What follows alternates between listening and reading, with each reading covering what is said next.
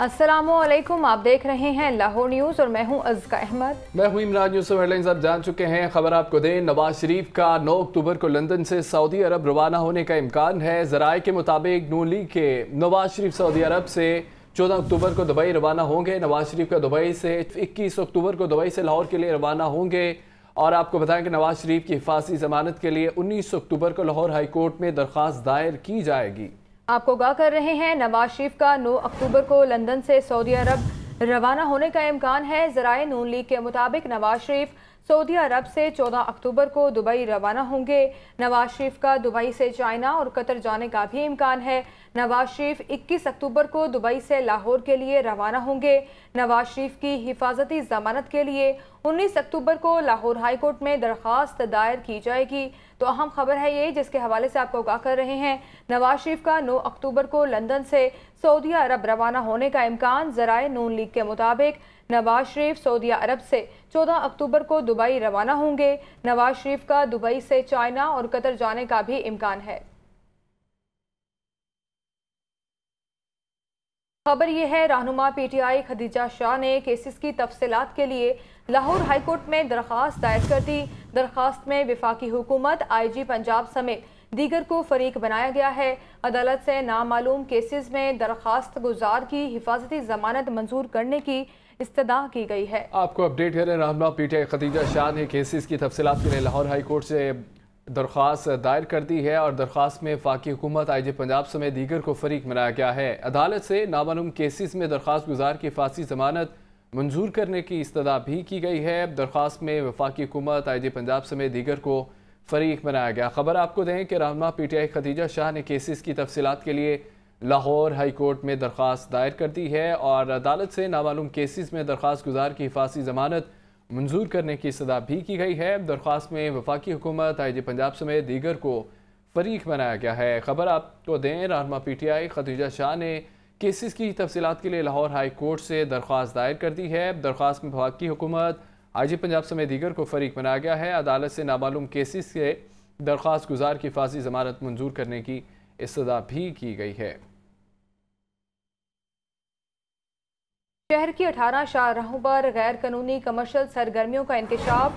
गैर कानूनी कमर्शियल सरगर्मियां करने पर खजाने को 80 अरब रुपए का नुकसान हुआ। शहर की नीम कमर्शियल सड़कों को मुस्तकिल कमर्शियल करने का फैसला। बरकी रोड, रायबंद रोड, ठोकरता डिफेंस रोड कमर्शलाइजेशन की इजाज़त देने की तजवीज़। इसी पर बात करेंगे ज़ैनुल आबिदीन से। ज़ैन, 80 अरब रुपए का नुकसान हुआ है, क्या अपडेट्स हैं? बिल्कुल इमरान यूसुफ, ये शहर की बेशतर शाहराहों पर LDA से मंजूरी हासिल किए बगैर कमर्शियल सरगर्मियों का इंकशाफ हुआ है। और इन गैर कानूनी कमर्शियल सरगर्मियां करने से LDA खजाने को भारी नुकसान का सामना करना पड़ रहा है। शहर की 18 शाहराहों पर गैर कानूनी कमर्शियल सरगर्मियां करने से LDA के खजाने को अब तक 80 अरब रुपए नुकसान का सामना है। तो इसी तनाजुर में LDA ने नीम कमर्शियल सड़कों का इब्तदाई सर्वे मुकम्मल कर लिया है, जिसके बाद कमिश्नर लाहौर और DG LDA मोहम्मद अली रंधावा की हदायत पर इन नीम कमर्शियल सड़कों को मुस्तकिल कमर्शियल करने का फैसला किया गया है। कमर्शलाइजेशन के लिए शहर की इन 18 शाहराहों की रिक्लासिफिकेशन की जाएगी। LDA सड़कों को कमर्शियल करने से कबल माहौलियाती मसाइल को दूर करेगा।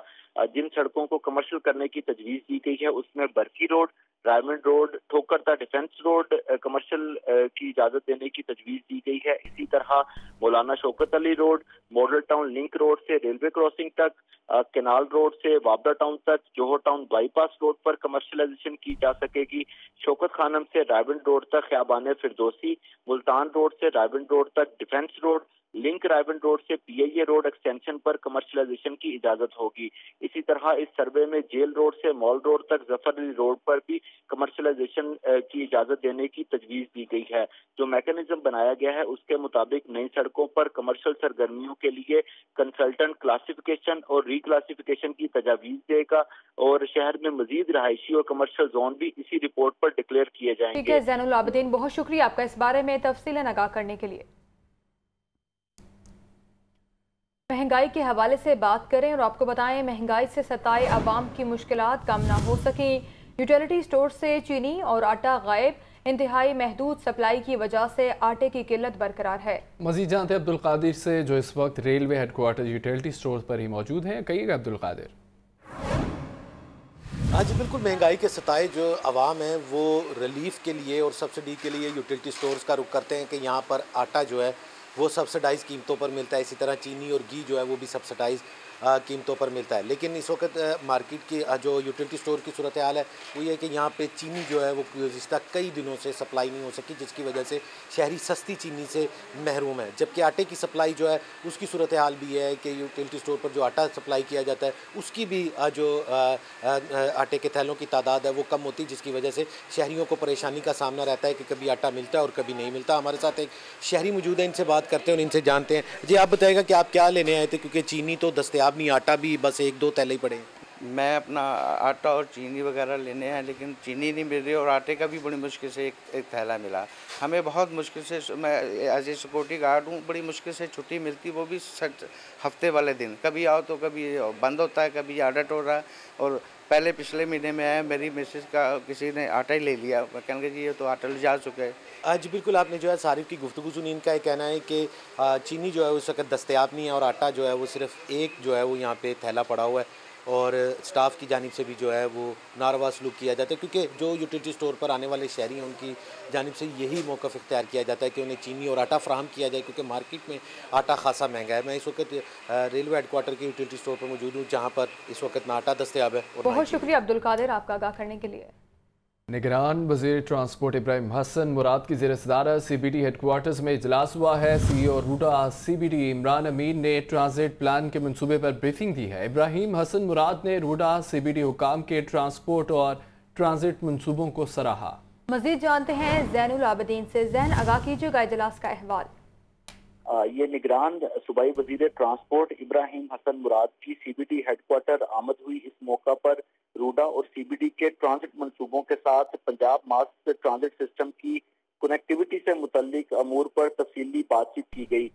इस मुलाकात के दौरान सूबाई वजीर ने रूडा और CBD हुकाम के ट्रांसपोर्ट और ट्रांजिट मंसूबों को सराहा। बाद अज़ां सूबाई वजीर की ज़ेर सदारत इजलास भी हुआ, जिसमें CEO रूडा और CBD पंजाब इमरान अमीन की जानिब से ट्रांजिट प्लान के मंसूबों पर तफसीली ब्रीफिंग दी गई। इस ब्रीफिंग सेशन में रूडा ट्रांजिट प्लान पर तफसीली गुफ्तगू की गई, जिसमें वसी रोड नेटवर्क का भी जायजा लिया गया। इस मुलाकात में इमरान अमीन की जानिब से बताया गया कि अथॉरिटी की तरफ से तैयार करदा ट्रांजिट प्लान में जदीद तरीन टेक्नोलॉजी का इस्तेमाल किया जाएगा, जिसमें पार्किंग का इंतजाम भी मौजूद होगा।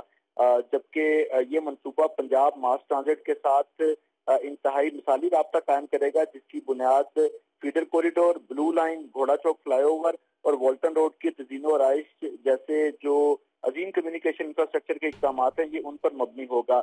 इस मौका पर सूबाई वजीर ने कलमा चौक मेट्रो स्टेशन का नाम तब्दील करके CBD स्टेशन रखने की तजवीज़ भी पेश की। Chief executive officer RUDA Imran अमीन ने यकीन दिलाया कि दोनों अथॉरिटीज पंजाब मास ट्रांजिट सिस्टम को रूडा और CBD के इलाकों और अवाम के दायरे में इसके राब्ते के लिहाज से कामयाब बनाने में वज़ारत ट्रांसपोर्ट के तमाम मुतल्लिका महकमों के साथ मुकम्मल तामुन करेंगे। बहुत शुक्रिया ज़ैनुल आबदीन आपका।